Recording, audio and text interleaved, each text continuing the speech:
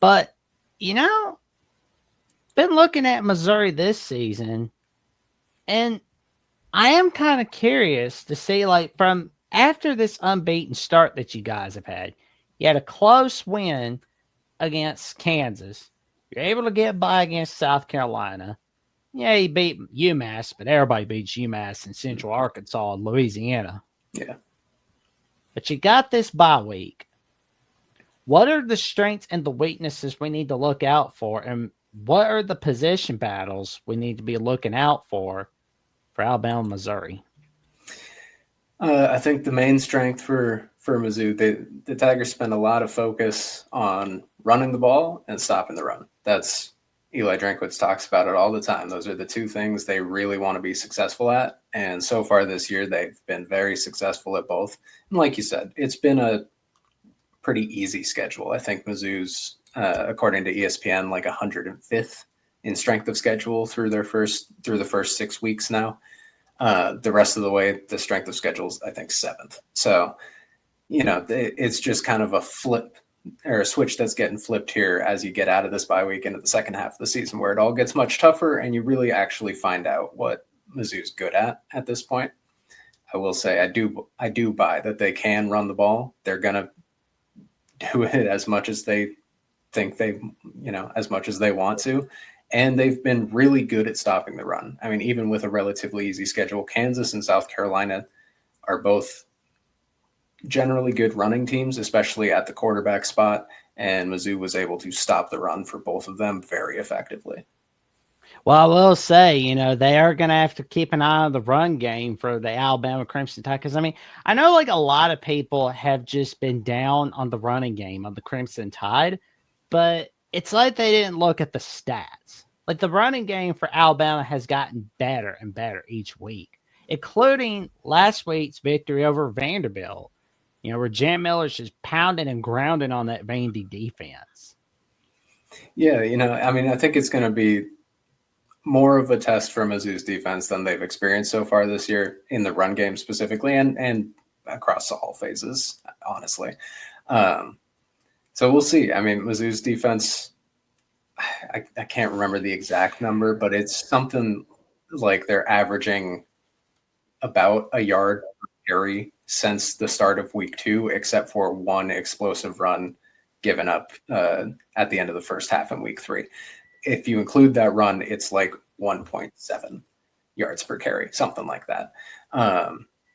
Yeah, I mean, the last 4 games, the run defense has been astounding to the point of holding South Carolina to, I think, less than -10 or about -9 maybe yards on the ground. That's helped by sacks, of course. But I think even if you take out the sack adjusted numbers, it was like 16 rushing yards allowed, something like that.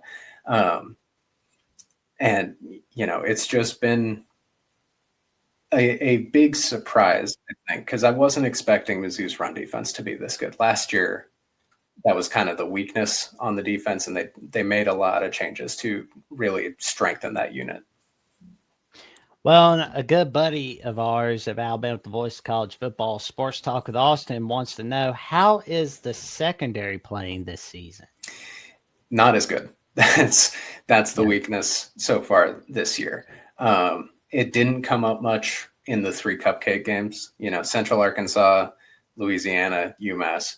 It's just not going to be that much of an issue. They're not going to be able to throw the ball that effectively against an SEC defense.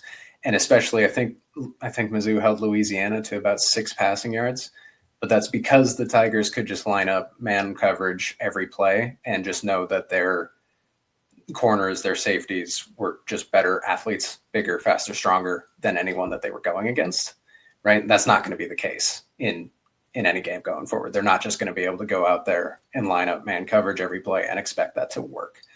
And the issues so far this season, especially against Kansas and South Carolina, have come in zone coverage. They've been generally communication issues where usually a safety has gotten caught with their eyes in the backfield, trying to watch those rushing quarterbacks, like we mentioned in Jalen Daniels and Lenora Sellers. And, maybe it's just one step in the wrong direction, one step in instead of back, because you're worried about a quarterback kind of break and contain. And that leaves a receiver, who a corner thought he was passing off to a safety is now wide open, a step behind his defender.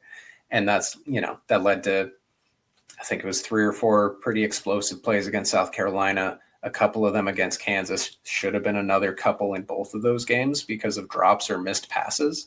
So that secondary has really been an issue. And it was one of the main focuses for the Tigers during the bye week, was really getting that communication kind of locked down. Yeah, I mean, like Jalen Daniels, like he was having a great game against that Missouri defense in week 2, and it was like I often think to myself, man, how did Kansas lose that one? It's like there's no way. It was really is a weird game because you look at it and Kansas got up about, I think it was 21-6. Mizzou went down, scored on the first drive, looked simple. I mean, the defense came out first, immediate stop, forced a punt, and just cruised down the field for a touchdown. And after those, first drive for each team, I was thinking like, man, this is going to be dominant Mizzou performance. And then Kansas scored 21 unanswered points, helped by a fumble return for a touchdown. And it's 21-6 at the end of the first quarter. And you're thinking, man, maybe this is a dominant Kansas game. And then Mizzou, I think it ended 42-31. So outscored them 36-10 the rest of the way, because like a large part, like I was saying, running the ball and stopping the run. Mizzou was just dominant on the ground throughout the game, and that led to a wearing down of Kansas's defense and just continued opportunities, throughout the third and fourth quarter. And I think especially if you look at the stats, you really look into that game. Yeah, Kansas was up 21-6, but Mizzou outgained them by more than double. I think it was like 500 some total yards to 240 or so. I just about doubled them up in time of possession. I mean, rushing yard difference was wild. Like all of the statistical markers that you would look at if you just blocked off the score up top, you would say Mizzou dominated that game. Yeah. Except there was a fumble recovery for a touchdown, and Kansas hit on a couple of explosive plays. And that really kept that game close for a long time and had Kansas out front early. Oh, man. But I will say it's gonna be a good one. How's that Missouri defensive line looking for this season? Like, are they gonna be putting some scares in the tie? I hope for my sake they don't. But do they look like that kind of team that can? I think so. Damon Wilson and Zion Young are the 2 primary defensive ends, and they're both top 5 in total pressures this season across the country, not just SEC. So, they've looked very good, but again, that's against Central Arkansas and Louisiana and UMass. Like, they're kind of piling up. Zion Young had a ton of pressures against South Carolina, but South Carolina's offensive line also not very good. Alabama's offensive line is just a different beast than anything that Missouri has played against this year. So I'm really interested to see just how well those units match up against each other, and whether, this Missouri's defensive end room got a lot of talk during the offseason about being one of the most skilled groups on the roster. And I'm interested to see how they stack up against a very legitimate offensive line. Oh man, yeah, because like it's an interesting position battle. The Alabama offensive linemen going up against the defensive linemen in Missouri. Mm-hmm. Yeah, absolutely. Especially out on the edges there. I think that's kind of the primary spot that I think can make a pretty big difference in this game. Well, and I wonder how that Missouri offensive line's looking. Like it seems to be doing all right. It was a struggle through the first couple of games. They replaced 60%. That's how I gave it away. It was like, they replaced 60% of the offensive line from last year, and did an all right job in the transfer portal at the spot, but they had a competition at left tackle going into the season. Ended up taking preseason All-American left guard Caden Green and moving him out to left tackle about 2 weeks before the year started, which caused some issues in week 1 just because Caden Green hadn't played tackle in 2 years, or since the start of his true freshman season at Oklahoma. And it was kind of consistently getting better week to week. And then Caden Green suffered an injury right before the South Carolina game and missed that game and the UMass game.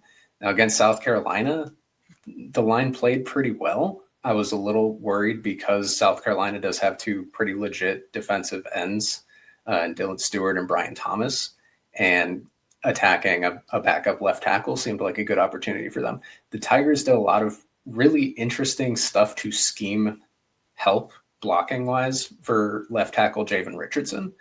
I know I looked back and like the first 2 plays, they had their primary blocking tight end going in motion from the slot on the right side, just so he'd be running at left tackle as the ball was snapped and could help.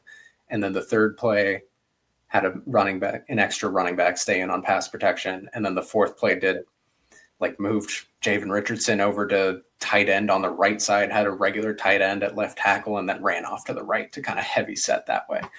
And I could see them doing a lot of kind of interesting scheme stuff like that again this week. It's possible Caden Green could be back. He's getting some reps. Got some what Drinkwitz called rehab reps yesterday and is on the field today. So he'll be listed as questionable on the SEC availability report. I'm not sure. I think if he's not 100%, the better move for Missouri would probably be to start Javen Richardson and just scheme up that help the way that the Tigers did against South Carolina instead of throwing Green out there at 90% or something and expecting him to hold up on his own. Oh, agreed. And Setzo is saying, I don't care about nothing but the Thai Blitz, baby Blitz. I'm just waiting for the Disco Inferno song cue. Like Disco Inferno, baby, burn da. And Zachary Will just says our outside containment is getting better with each game we play. Yeah.